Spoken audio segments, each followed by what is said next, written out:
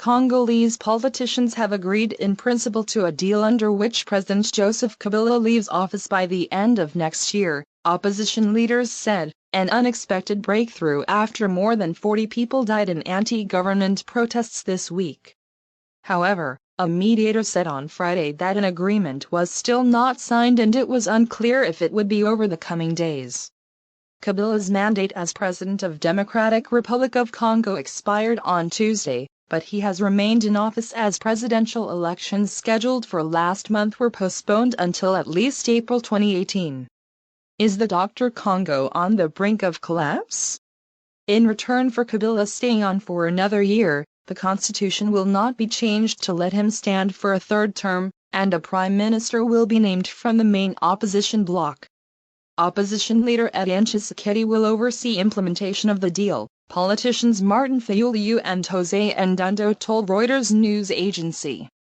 Kabila stays for 1 year, Fayulu said.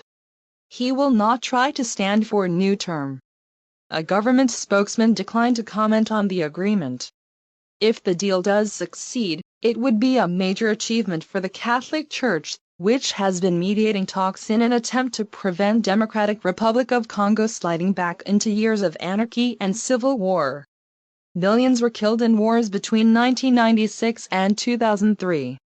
Church leaders have presented the talks as a last-ditch effort to prevent violence spinning out of control after a bloody week that saw protesters killed and deadly clashes between various ethnic militia across the country. At least 40 people were killed and another 460 arrested this week during protests against Kabila's refusal to leave office, the UN said on Friday. Some 107 people have been injured or ill-treated and there have been at least 460 arrests, the UN Human Rights Office said in Geneva. More than 24 people killed in DRC protests.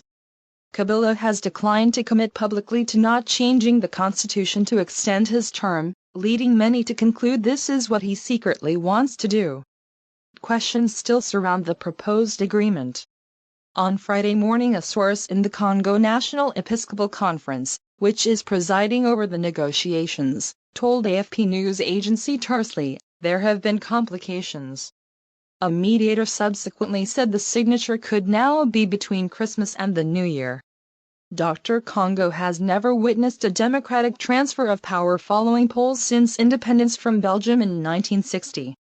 Inside story, is the president of the DRC clinging on to power? Source, news agencies. Democratic Republic of Congo Politics Africa.